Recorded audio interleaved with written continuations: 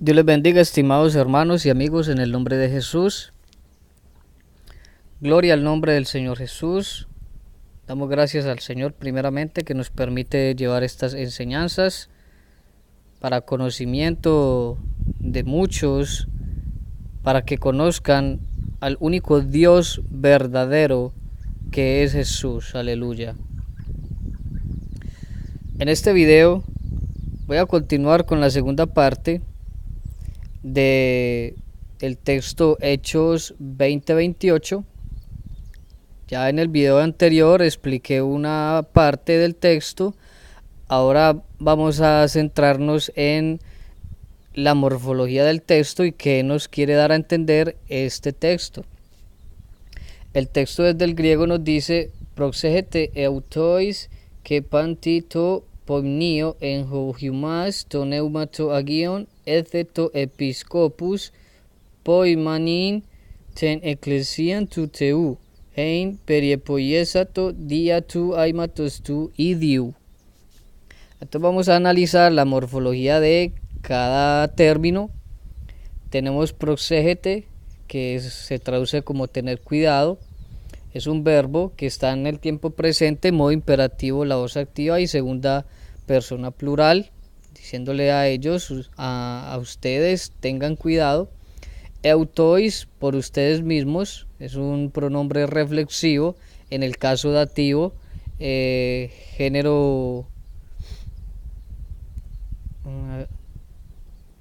caso dativo, género masculino y tercera persona plural. Tenemos la conjunción copulativa kai, ahí la podemos ver. Esta es la conjunción copulativa kai, acá la tenemos. Ahí la puede ver usted.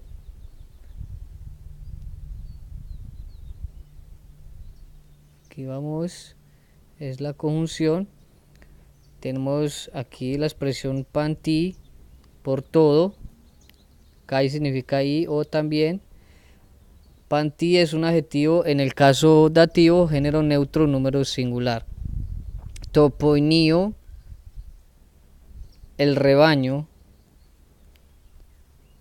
Topoinio es una expresión que está compuesta por artículo definido y el sustantivo al que califica. Ahí usted lo ve en igual morfología. Según la gramática griega, el artículo definido que califica al sustantivo debe concordar con su morfología en caso, aquí como lo tenemos acá, género y número.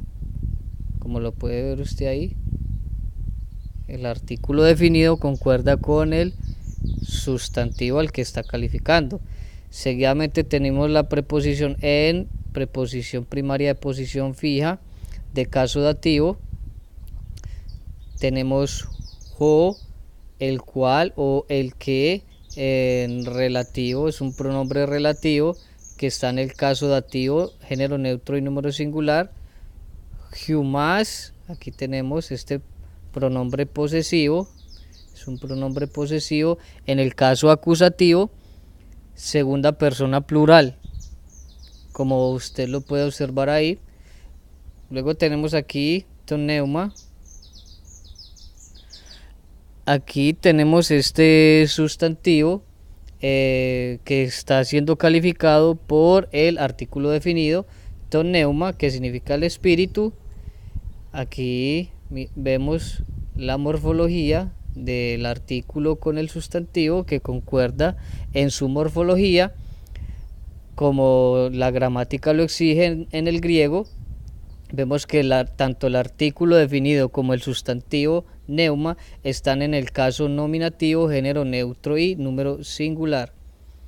Aquí tenemos to agion, el santo, hablando del Espíritu Santo. Agion es un adjetivo en el caso nominativo, neutro singular, y aquí también el artículo definido también está en el caso nominativo, género neutro, número singular, aunque este artículo definido al traducirlo al español no tiene una pronunciación. Aquí vemos que a esto se le llama una sustantivación, este adjetivo está siendo sustantivado por el artículo definido.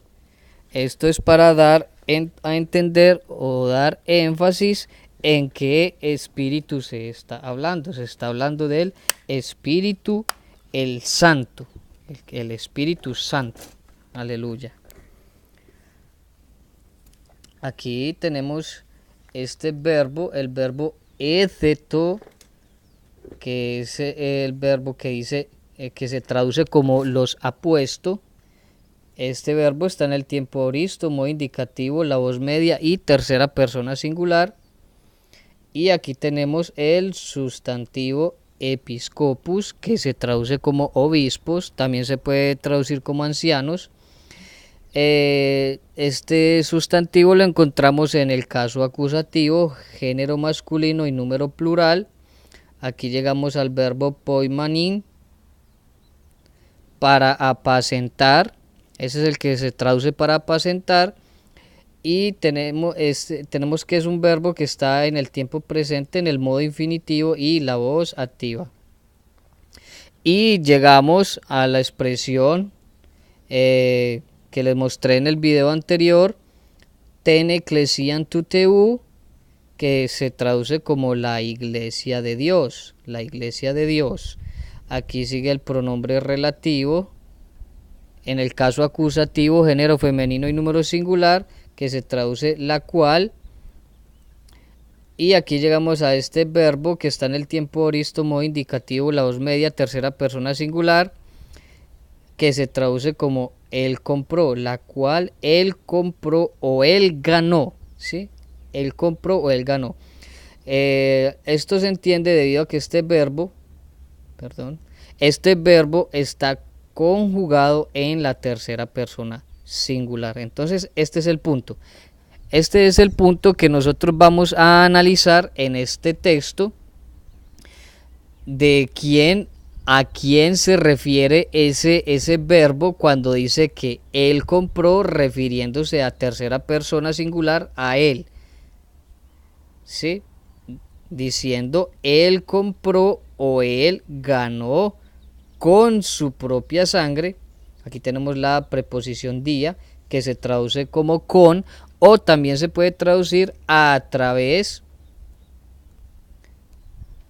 Y aquí tenemos tu haimatos, que es de la sangre.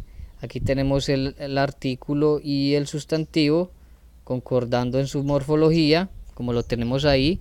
El artículo definido calificando al sustantivo sangre.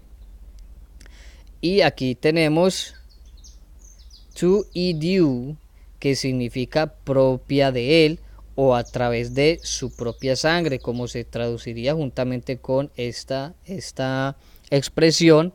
Entonces tenemos que acá el verbo periepoiesato dice él compró a través de su propia sangre, ¿verdad?, a la iglesia. Entonces esto es lo que nosotros debemos entender. En el video anterior mostré algunas versiones modernas donde han alterado completamente la traducción del texto, dando a entender cosas que el texto nunca quiere decir. Pero si analizamos el texto desde su morfología y analizamos esta sintaxis que nos está mostrando el texto, nos damos cuenta de que ahí claramente está diciendo de que él compró con su sangre la iglesia. Ahora, en el texto tenemos solamente dos referentes a los cuales puede hacer referencia este verbo, él compró con su propia sangre. Uno es el Espíritu Santo, que es to neumato agion, ¿verdad? Y tenemos aquí el referente tu teu, que es Dios. Entonces, aquí nosotros debemos entender que ese Dios el único Dios que es el Padre, que también es Espíritu, fue el que compró con su propia sangre la iglesia, no fue otro ser, no fue otra persona, no fue otro sujeto, no fue otro individuo, fue Dios quien compró con su propia sangre, o sea, la sangre de Él mismo, a la iglesia. ¿Cómo entendemos esto? Si Dios es espíritu invisible, ¿cómo podemos entender de que Dios haya comprado con su propia sangre a la iglesia? Es porque se cumple la palabra de Dios, está explicado en el texto anterior, en el video anterior, que Dios participó de carne y sangre, o sea, el Padre mismo participó de lo que participamos nosotros los hijos, haciéndose él mismo un hijo, y como hijo derramó su sangre y con esa sangre compró la iglesia. Pero hay que entender que el texto nos está diciendo es que el Padre compró la iglesia con su propia sangre, o sea, por medio de su propia sangre, por medio del derramamiento de su sangre. Esto es en Cristo Jesús. Entonces, tenemos la maravillosa conclusión de que este Jesús en su persona es el Padre. No es otra persona divina, es la persona del Padre hecha hombre, asumiendo existencia humana. Y en esa existencia humana derramó su sangre y nos compró la iglesia. Gloria al nombre del Señor Jesús, estimado amigo. Este es el Dios que te predico en esta hermosa tarde, en este hermoso día, y quiero decirte que el Señor Jesucristo te ama y te quiere salvar y te quiere dar a conocer que Él es un solo ser, que Él es un solo Dios y Él nunca ha cambiado. Jesucristo es el mismo ayer y hoy y por los siglos, porque Él es el Padre eterno. Gloria al nombre del Señor Jesús, asumiendo forma humana en el espacio-tiempo. Gloria al nombre del Señor Jesús. Dios les bendiga. Paz de Cristo.